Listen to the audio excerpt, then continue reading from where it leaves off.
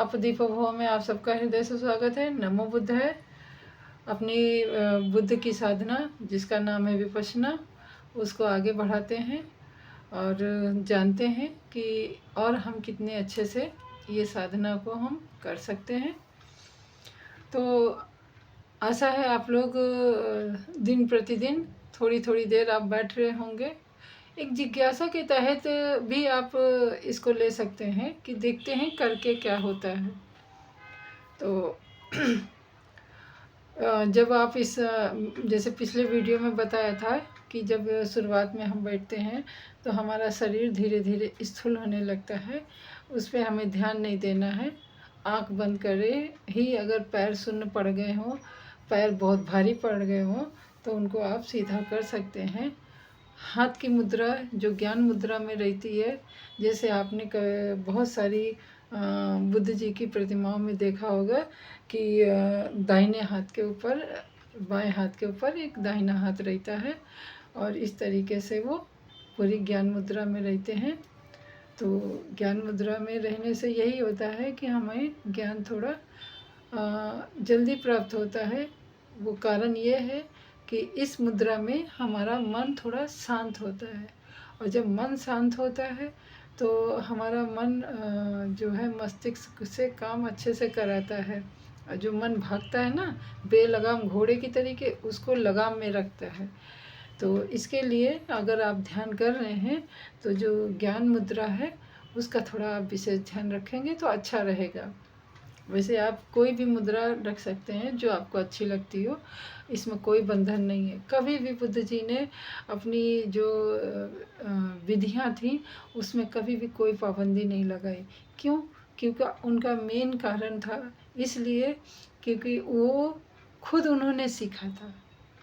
वो थोड़ा बहुत जो सीखे थे वो उनके मन को नहीं भाया था। हाँ, उनके ज्ञान मार्ग में सहायक जरूर हुआ जो अपने गुरुओं से सीखा था, परंतु बुद्ध भगवान ने जो कुछ भी सीखा वो अपनी खुद के प्रयास से सीखा, खुद के अनुभव से सीखा, यही मायने रखता है। और गौतम बुद्ध जी ने इसीलिए कहा था कि अपदीपो भव, मैं हर वीडियो में, ज़्यादातर वीडियो में यही बोलती हूँ, अपदीपो भव का मैं अर्थ बताती रहती हूँ। क्योंकि अपदीपो नाम तो बहुत छोटा सा, अपदीपो भव कोई भी बोल देगा, पर उसका अर्थ कितना बड़ा है, उसकी अर्थ की गहराई को समझो। जिसने भी इस अर्थ की गहराई को समझ लिया, सच में वो अपने आप को दिया ही बना देगा, और उसकी जो रोशनी होती है उससे जग भी जगमगाएगा। वो तो स्वयं जगमगाएगा ही, दिया बन के जग को भी जगमगाएगा। तो गौतम बुद्ध जी का यही कहना था, अपदीपो भव, यानी खुद के दिया बनो। खुद के दिया कब बनोगे? जब आप खुद का ध्यान रखोगे, अपने मन को वश में करोगे, अपने पे नियंत्रण करोगे, अपनी जो आदतें हैं अच्छी बुरी उन पे कंट्रोल करोगे, बुरी आदतों का अनित्य करोगे, अच्छी आदतों को शुभ कार्य करोगे। तो इस तरीके से जब हम ध्यान करते हैं तो मन बहुत भटकता है। मन हमारा बिल्कुल बेलगाम घोड़े की तरीके है।